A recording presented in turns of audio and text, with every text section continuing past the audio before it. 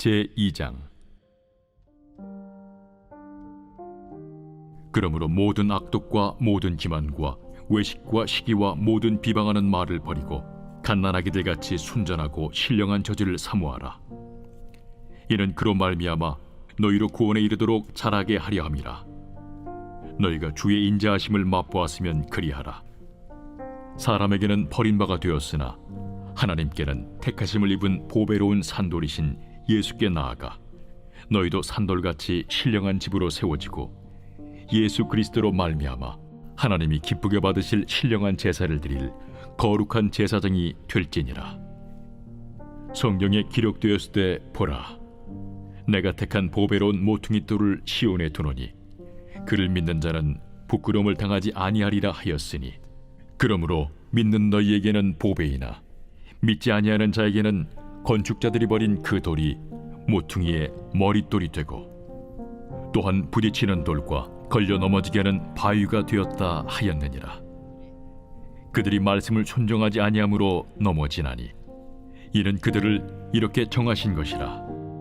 그러나 너희는 택하신 족속이요 왕같은 제사장들이요 거룩한 나라요 그의 소유가 된 백성이니 이는 너희를 어두운 데서 불러내어 그의 기이한 빛에 들어가게 하시니에 아름다운 덕을 선포하게 하려 하심이라. 너희가 전에는 백성이 아니더니 이제는 하나님의 백성이요 전에는 궁유를 얻지 못하였더니 이제는 궁유를 얻은 자니라. 안녕하세요, 근숙가족 여러분. 오늘 매일 말씀을 전할 이무궁화 전도사입니다. 오늘 저희가 함께 볼 본문 말씀은 베드로전서 2장 1절에서 10절까지 말씀입니다.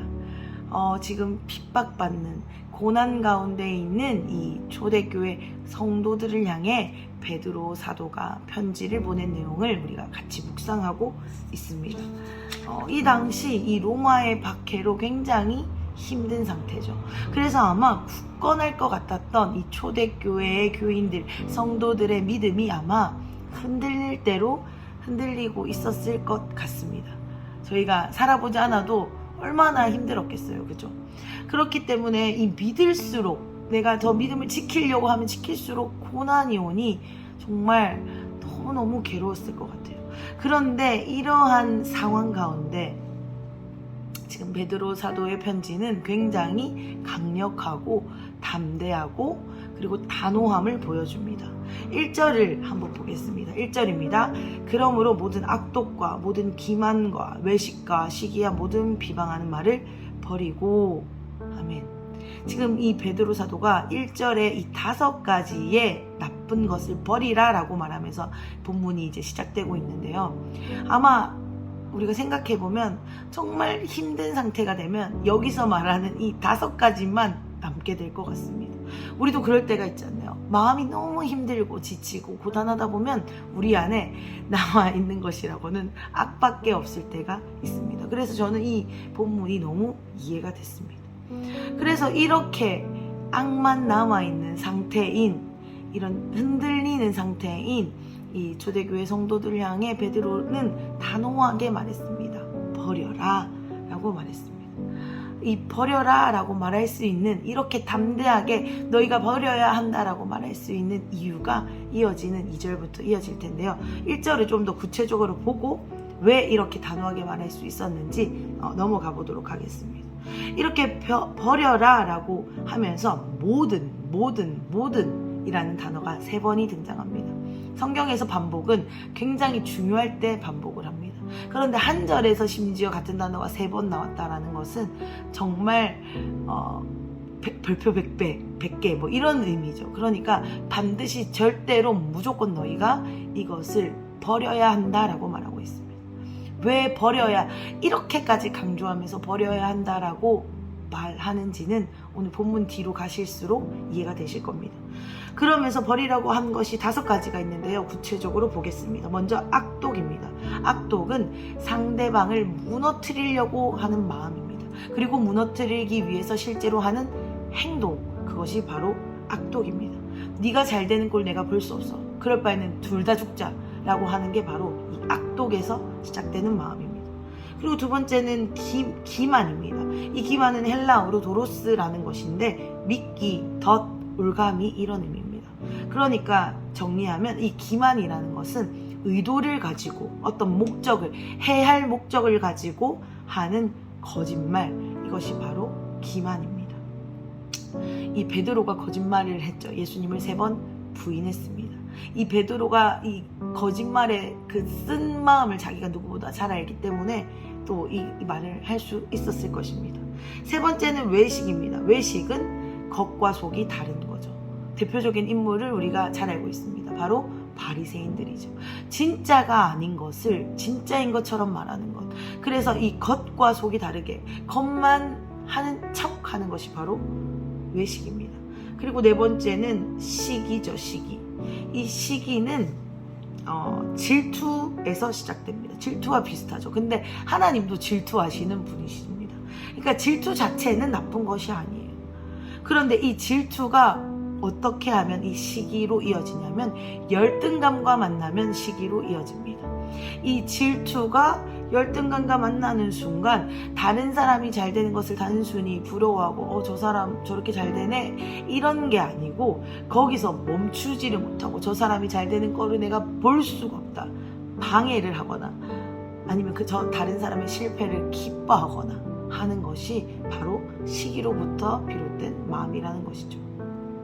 시기는 열등감과 질투가 만날 때 비로소 이루어지는 것입니다. 마지막은 비방하는 말인데요. 이거는 뭐 따로 설명하지 않아도 이해되실 겁니다. 의도적으로 깎아내리는 말이죠. 우리 예를 들면 뭐 악플 같은 거. 그래서 의도적으로 막 그 사람을 모함하고 비방하는, 저주하는 그 모든 말들이 바로 비방하는 말입니다. 이 5가지의 지금 나쁜, 반드시 버려야 할 것을 이 5가지로 설명해 주고 있는데요. 저는 개인적으로 이 5가지 어느 것에서도 자유할 수가 없습니다. 제 안에는 너무 많은 악독이 있고요. 기만이 있고 외식이 있고 시기가 있고 비방하는 말이 있습니다. 그래서 이것을 버리라라고 지금 베드로 사도가 말하고 있는데 버리라는 말이 굉장히 무겁게 느껴집니다. 버려지지가 않기 때문이죠. 왜냐하면 저의 제된 본성이 이것을 버리지 못하도록 꽉 붙들고 있기 때문에 버리는 게 너무 쉽지 않습니다. 어떻습니까? 버리는 게 쉽지 않으시죠? 너무 어렵습니다. 맞습니다. 이 버리려고 하면 할수록 오히려 더 이러한 감정에, 생각에 이제 죄책감까지 더해져서 묶이게 됩니다. 그런데 이 말씀은 항상 우리에게 소망을 주죠. 이것을 버릴 수 있게 하는 방법이 바로 이어지는 2절에 설명되어지고 있습니다. 소망이 있습니다. 그죠? 2절을 함께 읽어보겠습니다. 갓난아기들 같이 순전하고 신령한 젖을 사모하라. 이는 그로 말미암아 너희로 구원에 이르도록 자라게 하려 함이라. 아멘. 제가 방금 말씀드린 것처럼 이 악독, 기만, 시기, 외식, 비방하는 말 버리기 절대로 쉽지 않습니다. 제 발목을 잡고 졸졸졸졸 따라다니는 것만 같아요. 그런데 오늘 이 2절에서 이것을 버릴 수 있는 방법이 설명되어져 있습니다.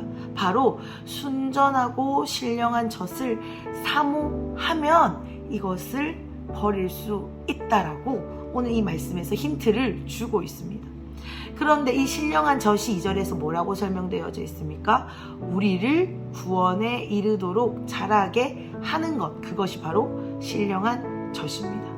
그런데 여기서 좀 짚고 넘어가야 될 것이 있는 게 우리가 지금 이 메시지가 이미 구원받은 또 특별히 아주 어려운 가운데 믿음을 지켜나가고 있는 초대교회 성도들을 향해 쓰여진 편지입니다. 그죠? 그런데 이 구원에 이르도록이라는 표현이 무슨 뜻일까요? 이미 구원을 받았습니다. 우리도 예수 믿는 우리는 이미 구원을 받았습니다. 믿으십니까? 아멘. 우리는 예수님의 피로 이미 구원을 받았습니다. 이미 그것은 성취된 약속입니다. 그런데 구원에 이르도록 자라게 하겠다는 말은 그러면 무슨 말일까요? 구원이 바뀌고 우리의 어떠함에, 우리의 악독과 비방하는 말에 취소돼. 그래서 다시 그 구원을 이루어야 돼. 너 나쁜 애니까 너는 구원받을 자격이 없어. 그러니까 너는 다시 구원을 이루어. 이런 말일까요? 아닙니다. 우리의 구원은 절대로 취소되지 않습니다. 하나님이 한번 약속하신 구원은 우리의 어떠함과 우리의 연약함과 우리의 모든 수치와 어려움에도 절대 바뀌지 않고 절대 사라지지 않습니다. 그럼에도 불구하고 구원에 이르도록 자라게 하신다라는 이 표현은 바로 무엇이냐면 우리의 성화의 가정이 우리 삶 가운데 허락될 것을 말씀하고 계신 것입니다. 이미 우리는 구원을 받았습니다. 그런데 이미 구원받은 우리가 교회로서 하나님이 우리를 부르셨기 때문에 교회로서 자라나도록, 그래야 해서 하나님이 부르시는 그날 천국의 완전한 구원에 이를 때까지 하나님이 우리를 성화시켜 가시겠다라는 것이죠. 다시 본론으로 돌아와서 정리를 해보면 우리를 구원에 이르도록 자라게 한다라는 것은 우리를 성화해 가는 과정이라는 거죠. 그런데 무엇이 우리를 성화되게 한다라고 했습니까? 신령한 젖이죠. 신령한 젖은 정리하면 바로 말씀이라는 것입니다. 말씀은 뭡니까? 예수님 그 자체예요.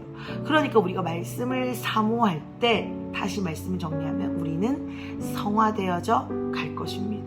우리는 그 완전한 구원을 이룰 때까지 우리의 연약함이, 우리의 부족함이, 우리의 정말 다루어지지 않은 부분들을 하나님이 만지시고 고치시고 싸매셔서 완전한 구원의 단계로 초청해 주실 거라는 것입니다.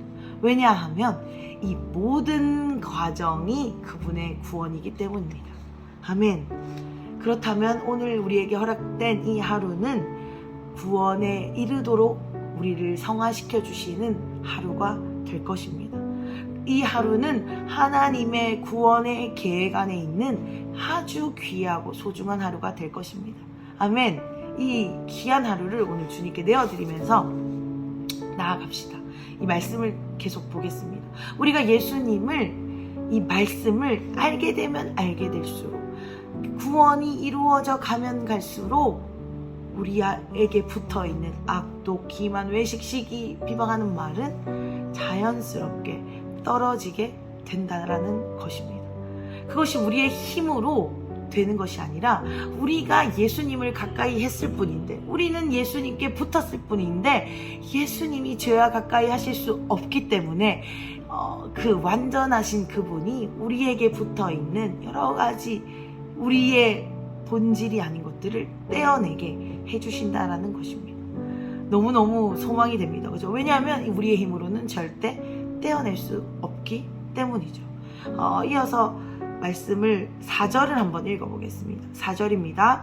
사람에게는 버림바가 되었으나 하나님께서는 택하심을 입은 보배로운 산돌이신 예수께 나아가.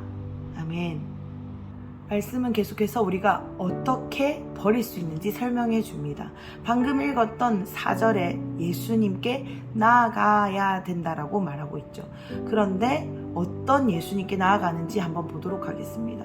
사람에게는 버린 바 되었으나 라고 설명되어 있는데요. 이것은 바로 죽은 바 되었으나죠. 그러나 하나님께 택하심을 입은 보배로운 산돌이신 예수님께 나아가라고 합니다. 여기서 산돌이라고 예수님을 표현했는데요. 이것은 무엇입니까? 다시 살아나셨다라는 뜻이죠. 즉 부활을 의미합니다.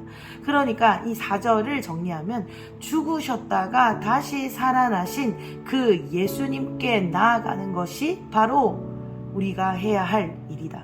그러면 우리가 1절에서 말한 그것들을 버릴 수 있다라고 우리 이 말씀은 계속해서 우리에게 알려주는 것 같습니다. 그런데 우리가 이것을 또 종교적으로 받아들이면 안 됩니다. 이것을 벗기 위해서는 예수님께 나아가야 해. 말씀을 읽어야 해. 바리새인처럼 수양해서 뭔가 그 율법적으로 뭔가 행위를 해서 이 벗으라고 하는 것이 아닙니다. 우리의 뿌리 자체가 죄이기 때문에 우리의 어떠한 노력으로도 벗을 수가 없습니다. 그런데 여기서 말하는 이 말씀과 예수 그리스도께 나아간다라는 것은 무엇이냐면, 더 정확하게 표현한다면 말씀을 사모할 때 성령의 능력이 우리를 변화시켜 주시고 우리에게 성령께서 깨닫는 지혜를 주심으로 우리가 변화를 받게 됐다라는 것을 우리가 알게 되는 것. 즉 우리가 주님을 붙드는 것, 우리가 어떤 행위로도 할 수 없지만 내가 예수 그리스도만을 붙들 때, 다른 것이 아니라 내가 붙들 수 있는 힘마저도 내려놓고 주님을 찾을 때에 주님이 우리에게 이러한 것을 입히는 은혜를 주신다라는 것입니다. 이렇게 말하면서 6절에 베드로는 이어서 믿는 자들은 부끄러움을 당하지 않을 거다라고 격려하고 있습니다. 뭐냐면 고난 가운데 핍박 가운데 있는 이 성도들을 향해서 너희가 이것을 꼭 기억해라. 예수 그리스도의 죽음과 부활로 말미암아 우리가 새 생명을 얻었고 그 새 생명이 우리에게도 있을 것이다. 그래서 너희는 반드시 예수님께 신령한 젖을 사모하는 그 말씀으로 나아가야 된다. 그것이 우리가 가진 죄악을 벗는 길이다 라고 계속해서 말하고 있는 것이죠. 그러면서 이어지는 이 9절 10절 말씀에서 다시 초대교회의 정체성과 사명을 회복시켜주는 메시지가 이어지고 있습니다. 9절 10절은 너무 유명한 말씀인데요. 한번 읽어보겠습니다. 그러나 너희는 택하신 족속이요 왕같은 제사장들이요 거룩한 나라요 그의 소유가 된 백성이니 이는 너희를 어두운 데서 불러내어 그의 기이한 빛에 들어가게 하시니에 아름다운 덕을 선포하게 하려 하심이라.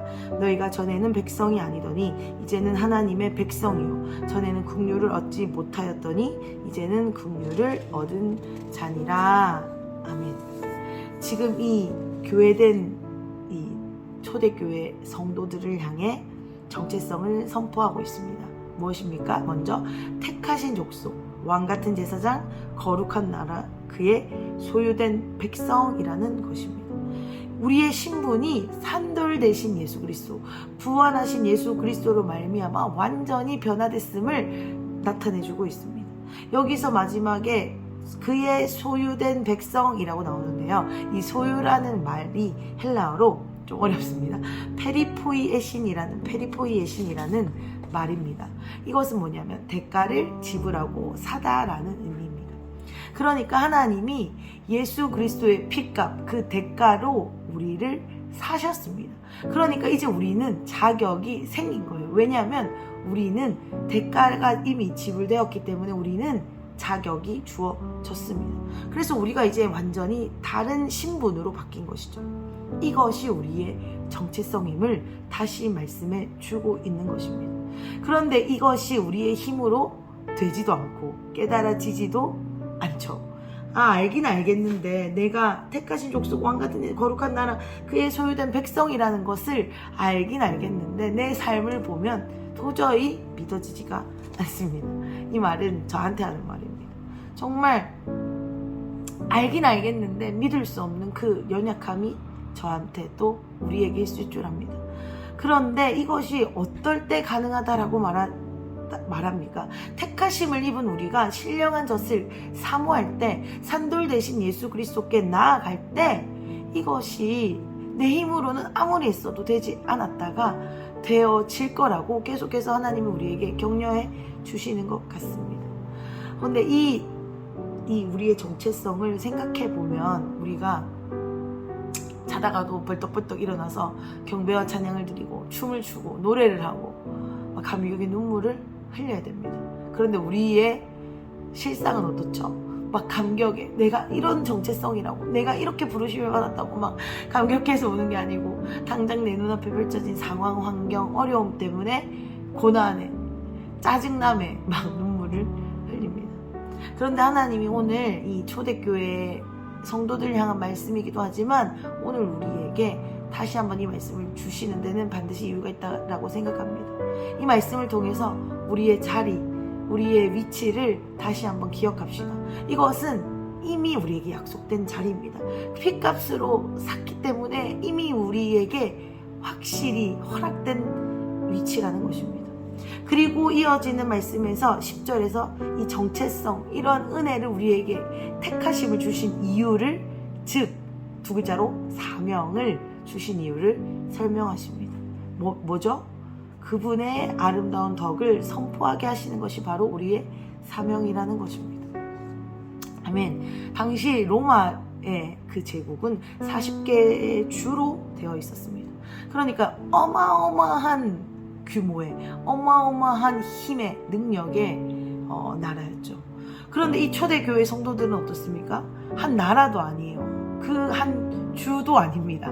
아무런 힘도 없습니다. 핍박과 환난을 당하는 아주 초라하고 연약한 한 공동체일 뿐입니다. 그런데 지금 베드로 사도는 이들에게 너희에게 이런 은혜가 끼친 이유가 있어. 너희의 사명이 반드시 있어. 그것이 아름다운 덕을 선포해야 되는 것이 너희의 사명이다라고 말해주고 있습니다. 어떻게 이들이 이렇게 힘없는 이들이 고난 가운데 믿음도 완전하지 않아서 흔들려서 이러한 죄성이 드러나고 있는 이들이 어떻게 하나님의 빛을 아름다운 영향력을 그분의 아름다움을 나타낼 수 있다라는 말일까요? 돈으로도 힘으로도 웬만한 능력으로는 게임이 안 됩니다.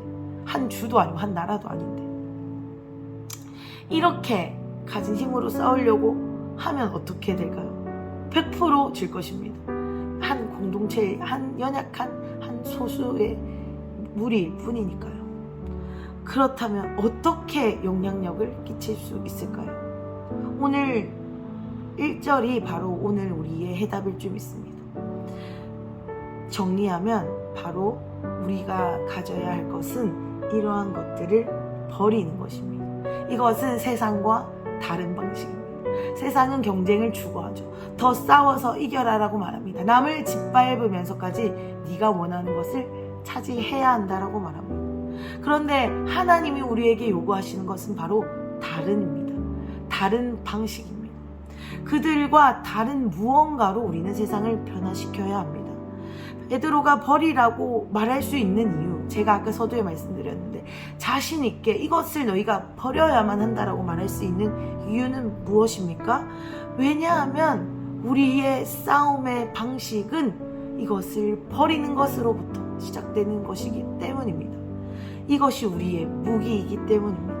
우리가 순전하고 신령한 젖을 사모하는 것이 우리의 무기이고 우리가 순전하고 신령한 젖, 즉 말씀을 사모하고 예수 그리스도를 사모하고 예수님을 붙들 때에 버려짐으로 말미암아 그러한 죄성들, 죄악된 본성들이 버려짐으로 말미암아 우리는 우리의 존재로 하나님의 아름다운 덕을 선포하게 되기 때문입니다.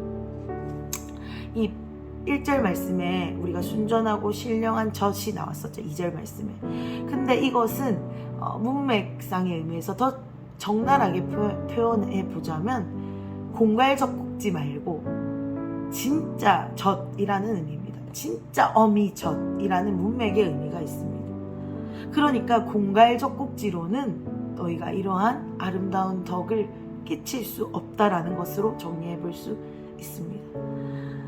진짜 예수 그리스도에게 진짜 말씀에 우리가 사로잡힐 때야만이 이 죄성이 우리에게서 떨어져 나가고 우리의 영향력으로 말미암아 하나님의 빛과 그분의 아름다움을 전할 수 있게 된다라는 것입니다. 사랑하는 큰숲 가족 여러분, 마지막으로 이렇게 질문하고 싶습니다. 진짜가 되고 싶지 않으십니까? 정말로 그분의 아름다운 덕을 선포하고 싶지 않으십니까? 이렇게 선포되어진 이미 약속된 우리의 정체성을 회복하고 싶지 않으십니까? 그렇다면 우리는 예수님께 진짜로 나아가야 됩니다. 척이 아니라 종교적인 행위가 아니라 바리새인들처럼 겉과 속이 다른 외식하는 종교 생활이 아니라 우리의 온몸이, 우리의 온 마음이, 우리의 온 생애가 오늘 하루의 전부가 주님께 드려질 때에 우리는 이러한 영향력을 끼치는 자리로 하나님이 주시는 무기로 싸우게 될 것입니다. 아멘이십니까? 아멘. 오늘 제가 나누는 말씀이 너무 부족하지만 이 말씀을 붙들고 함께 기억하시고 기도하실 때 우리가 그런 마음을 주님께 올려드렸으면 좋겠습니다. 주님, 진짜가 되고 싶습니다. 척하는 거 말고 예수님을 믿는 것처럼 보이는 거 말고 예수님이 우리에게 허락하신 정체성이 내 안에서 완전히 풀어지는 진짜, 그래야 해서 진짜 아름다운 덕을 선포하는 진짜, 내 안에 있는 이 악독과 비방과 모든 것이 예수 그리스도로 내가 붙음으로 말미암아 자연히 떨어져 버리는 삶을 누리는 진짜, 바로 그 진짜가 되고 싶습니다라고 고백하시고 그런 도움을 요청하시면서 기도하시는 하루가 되시면 좋겠습니다. 아멘. 제가 기도하겠습니다. 하나님, 이런 말씀을 전할 자격이 없습니다. 정말 저는 너무나도 연약하고 부족한 자입니다. 그러나 주님, 소망으로 붙드는 것은 주님이 이 일을 하실 수 있기 때문에, 주님이 또한 이 일을 약속하셨기 때문에 제가 주님께 용기를 내서 나아갑니다. 주님, 우리를 불쌍히 여겨주십시오. 주님, 우리가 정말로 진짜가 되고 싶은데 우리가 너무 연약합니다. 주님, 우리를 더 사로잡아 주십시오. 주님, 우리를 더 간섭하여 주십시오. 우리를 주님 더 다듬어 주시고 성화시켜 주십시오. 그것이 때로는 우리가 원하는 방식이 아니라 할지라도, 그것이 우리를 다듬어 가시는 과정이 고통과 고난이라 할지라도 주님, 이렇게 해야만 진짜가 될 수 있기 때문에, 진짜 아름다운 덕을 선포하는 사람이 될 수 있기 때문에 그것을 감사함으로 받겠습니다. 주님, 우리가 진짜로 예수님을 믿는 사람으로, 진짜 예수님을 전하는 사람으로 살 수 있도록 오늘 우리의 하루의 삶을 간섭하여 주십시오. 성령님, 우리에게 오셔서 깨닫게 하여 주시옵소서. 이 일들을 우리 가정에서, 우리 교회에서, 우리 각자 계신 처소에서 오늘 즉시 주님 행하여 주십시오. 주님, 너무너무 원합니다. 주님, 우리를 도와주십시오. 이 일을 행하실 주님을 기대하며 오늘 하루를 시작합니다. 감사합니다. 예수님의 이름으로 기도드렸습니다. 아멘. 우리 오늘 진짜가 됩시다. 아멘.